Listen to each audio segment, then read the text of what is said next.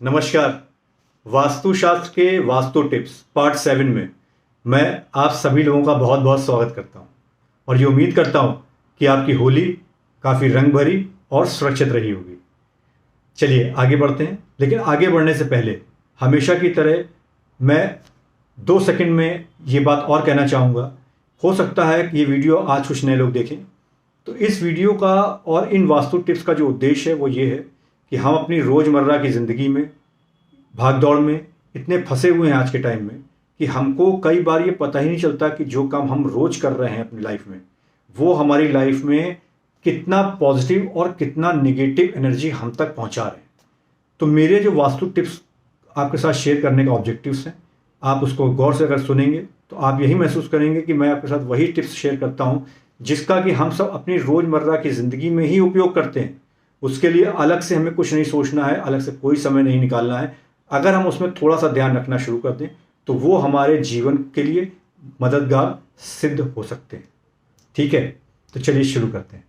पहली चीज़ देखिए, अगर आपको किसी को भी पैसे लौटाने हैं या उससे पैसे लेने भी हैं तो ये काम हमेशा सूर्यास्त से पहले कर लिया करिए।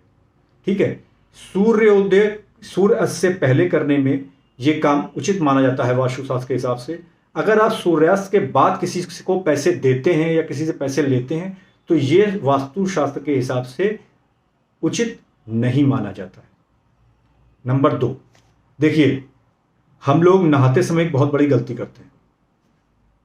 अमूमन ये देखा गया है कि नहाने के बाद ज़्यादातर लोग बाथरूम में गंदा पानी या साबुन का वो जो पानी जिससे वो नहाते हैं उसके बाद वो कहीं ना कहीं कॉर्नर में या कहीं पे इकट्ठा होता है, उसको छोड़ के ऐसे ही चले जाते हैं। ये बहुत ही अशुभ होता है। जी हाँ, ये वास्तुशास्त्र के हिसाब से भी और ज्योतिष शास्त्र में भी इसको बहुत अशुभ प्रभाव देने वाला माना गया है। देखिए, अगर आप ऐसा करते हैं तो आप अपने राहु और केतु को खराब कर रहे हैं, जिसकी वजह से आपको शनिदेव की भी नाराजगी का सामना करना पड़ सकता है।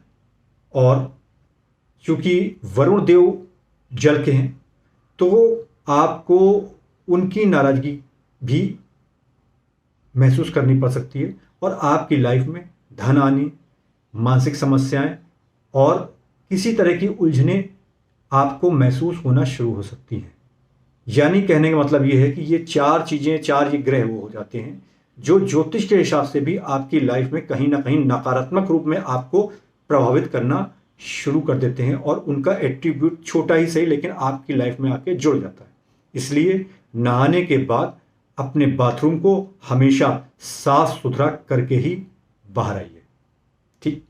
तीसरी बात, बहुत अमूमन ये है, एक आदत है, आदत नहीं कहूँगा लेकिन नज़रअंदाज होती है चीज़ें कि नहाने के बाद हमारे जो बाल टूटते हैं सर के, वो हम बाथरूम में नाली में इकट्ठा हुआ तो नाली में या साइड में कहीं उसको करके और वहाँ से चले जाते हैं।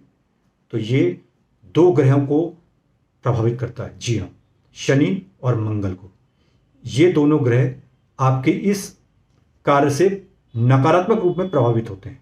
तो इसलिए जब भी आप नहा के निकलिए तो आपके जो बाल टूट जाते हैं उनको इकट्ठा करके बाहर किसी डस्टबिन में जाके डाल दीजिए। मतलब अपने बाथरूम को साफ सुथरा करके नहाने के बाद निकलिए। चौथा पॉइंट, एक हमारे समाज में एक आदत है कि हम परिवार के साथ बातें कर रहे हैं, कभी टीवी देख रहे हैं, सब लोग बैठे हुए हैं और खाने की बात होती तो ये होता है कि भाई खाना लगा लिया और यहीं पे बेड पे पेपर बिछा के एक कोई शीट बिछा के उस पर खाना रख के हम लोग खाने लगते हैं और टीवी देखना या बातें करना चालू रहता है। तो देखिए, वास्तुशास्त्र और ज्योतिष शास्त्र दोनों के हिसाब से ये कार्य शुभ नहीं माना जाता है। जी हाँ, इससे आपको धन संबंधी समस्याओं का सामना करना पड़ सकता है। ज्योतिष के हिसाब से भी ये आपके कुंडली के द्वितीय और द्वादश भाव का आप सीधा संपर्क बनाता है, सीधा संबंध बनाता है, जिससे कि आपको धन हानि होने की संभावनाएं बढ़ सकती हैं। इसलिए जहां तक संभव हो कोशिश करिए कि अपने बिस्तर पे बैठ के खाना मत खाया करिए। ठीक है, चलिए अगले पॉइंट की तरफ चलते हैं। अगला पॉइंट मैं आपसे कहूँगा कि घर में जूते चप्पलों का बिखरा होना। हम आते हैं बाहर से, कई बार आए चप्पल उतार के फेंक दी, उतार के इधर चल दिए, जूते उतारे कहीं रख दिए। तो देखिए, ये बहुत ही गलत चीज़ होती है आपकी घर की वातावरण को दूषित करने के लिए। यानी नकारात्मक रूप से। और आपके घर के, आपकी कुंडली में कहीं ना कहीं शनि देव भी इससे प्रभावित होते हैं। तो जब भी आप घर आइए, 2 सेकंड का एक्स्ट्रा टाइम लगा के अपने जूते चप्पलों को जहां का आपने स्थान बना रखा है उनको वहीं पर रखें और उन्हें वहीं से उठाएं। अपने घर में जूते चप्पलों का बिखराव ना रहने दें। चलिए अगले पॉइंट पे बात कर लेते हैं। देखिए, हर घर में हम लोग एक चीज़ देखते हैं कि नहाते समय हम सबकी एक आदत होती है, भाई नहा रहे हैं, आपकी पैर की जो एड़ियाँ होती हैं, ठीक है, आपके पैर की एड़ियाँ होती हैं, आप अनुभव करिएगा कि ज़्यादातर क्या होता है कि आदमी अपनी एड़ी को, दोनों एड़ियों को ऐसे ऐसे करके नहाते समय रगड़ लेता है साफ करने के लिए। ठीक है, एड़ियाँ साफ होनी चाहिए, लेकिन ये वास्तुशास्त्र के हिसाब से सही नहीं। जी हाँ, आपस में एड़ियों को रगड़ के जब आप नहाते हैं तो इससे आपको धन संबंधी समस्याओं का सामना करना पड़ सकता है या धन हानि आपको हो सकती है। तो इसलिए अगर आपको एड़ी साफ करनी है तो एक एक एड़ी को अलग अलग करके साफ करिए, आपस में रगड़कर उनको साफ मत किया करिए। चलिए अगले पॉइंट पे आते हैं हम लोग। हमारे घर के जो दरवाजे खिड़की होते हैं उनको जब आप खोलते हैं हवा के आने जाने के लिए या धूप के लिए, तो दरवाजे और खिड़की को कभी पूरा मत खोला करिए, उनको थोड़ा सा आधा या 70% खोल कर रखा करिए। वो कारण क्या है कि वास्तुशास्त्र के अनुसार इससे आपके घर के आपसी सदस्यों में मनमुटाव, आपसी सामंजस्य की कमी होती देखी जा सकती है। इसलिए जब भी दरवाजे खिड़की खोलिए तो उनको पूरा मत खोल दिया करिए घर के, उनको आधा 70% जितना आपको और उचित लगता है उस हिसाब से खोल के उसको छोड़ा करिए। ठीक, अगला पॉइंट मैं बात करूंगा, रात को सोते समय कभी भी अपनी रसोई को गंदा छोड़ के मत सोइए। जी हाँ, इससे धन हानि की संभावनाएं बढ़ जाती हैं और माँ लक्ष्मी रुष्ट हो सकती है। आप उसको साफ सुथरा करके छोड़ दीजिए और तब सोइए। नेक्स्ट, जूठे बर्तनों का होना।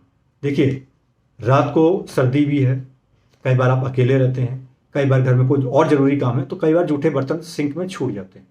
वैसे तो वास्तुशास्त्र के अनुसार इसको नहीं छोड़ना चाहिए, लेकिन अगर हम प्रैक्टिकली भी देखें तो कई बार ये संभावना नहीं बन पाती है कि हम उसको धो के ही सोएं, साफ करके ही सोएं।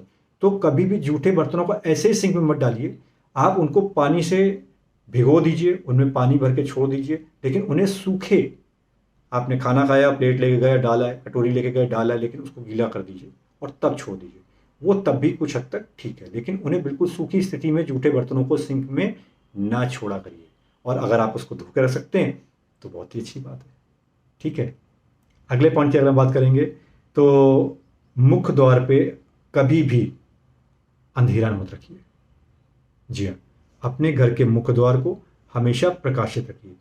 वास्तुशास्त्र में ये एक अच्छा संकेत नहीं होता है, इससे आपके घर में नकारात्मक ऊर्जा का प्रभाव बढ़ जाता है। धन धान का इससे कोई मतलब नहीं है, आपकी नौकरा पेशा से इससे कोई मतलब नहीं, लेकिन अगर घर के अंदर सकारात्मक ऊर्जा नहीं होगी तो रहने वालों के लिए तो एक समस्या रहती है।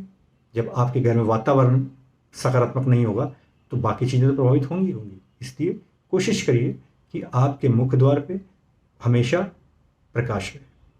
चलिए अगले बात कर लेते हैं लोग। झाड़ू कभी भी सूरज ढलने के बाद, सायंकाल में यानी सूर्यास्त के बाद कभी भी झाड़ू मत लगाया करिए, इससे धन संबंधी समस्याओं का सामना करना पड़ सकता है वास्तुशास्त्र के अनुसार। जी हाँ, अब पॉइंट ये आता है कि अगर हम झाड़ू नहीं लगाना है, कई बार होता है गंदगी गिर जाती है, कुछ हो जाता है, तो उसको सूखे कपड़े से साफ करके कहीं एक जगह इकट्ठा करके उसको डस्टबिन में डाल दीजिए। और अगर रात डस्टबिन में नहीं डाल पा रहे तो उसको एक जगह सूखे कपड़े से इकट्ठा कर दीजिए। सुबह जब आप झाड़ू लगवाते हैं या लगाते हैं तो उस समय उसको कूड़े के साथ बाहर कर दीजिए। ठीक है, तो ये चीज़ को ध्यान रखिएगा और कोशिश करिए कि कभी भी झाड़ू में पैर ना लगने पाए। जी हाँ, तो उसकी वजह से भी आपको धन संबंधी समस्या हो सकती है, क्योंकि अपने ज्योतिष और वास्तुशास्त्र दोनों में झाड़ू को माँ लक्ष्मी के रूप में भी देखा जाता है। तो दोस्तों, मैं उम्मीद करता हूं कि ये वो वास्तु टिप्स जो मैंने आपसे आज शेयर किए, ये वो टिप्स हैं जो हम हर इंडिविजुअल अपने पूरे दिन में इन सब में से गुजरता है। इसमें कोई भी ऐसी चीज़ नहीं कि आपके साथ होती है तो उसके साथ नहीं होती होगी, या उसके साथ होती है तो आपके ऊपर एप्लीकेबल नहीं। ये हम सब के ऊपर रोज की ज़िंदगी में हमारे साथ जुड़ी हुई चीज़ें हैं।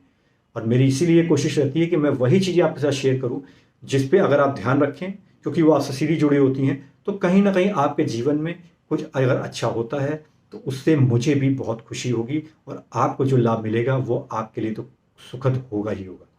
तो दोस्तों, अगर आपको मेरी ये वास्तु टिप्स समझ में आ रही हैं, आप अपने जीवन में इनका उपयोग कर रहे हैं, तो मैं उम्मीद ही करता हूँ कि आने वाले समय में आप अपने अंदर उनका सुखद अनुभव होता हुआ भी महसूस जरूर करेंगे।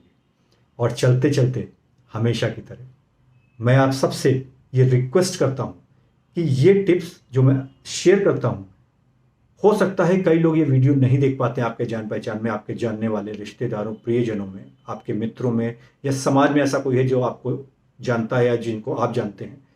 तो मैं आपसे यही रिक्वेस्ट करूंगा कि ये वीडियो तो उन तक भी पहुंचाइए, उनको भी फॉरवर्ड कीजिए या शेयर कीजिए, जिससे कि वो भी अपने जीवन में इसको देखें जब भी, तो उनको भी इसका कभी ना कभी किसी ना किसी रूप में वो भी इससे लाभान्वित हो सकें, और उनके जीवन में भी अगर सकारात्मकता आती है तो वो आपके लिए, मेरे लिए और उनके लिए, हम सब के लिए एक खुशी का विषय भी होगा। किसी के जीवन में अगर सकारात्मकता ला सकते हैं तो लाने की कोशिश हमको करनी भी चाहिए। मैं ये उम्मीद करता हूँ कि आप लोग मेरी इस बात से कुछ हद तक सहमत जरूर होंगे।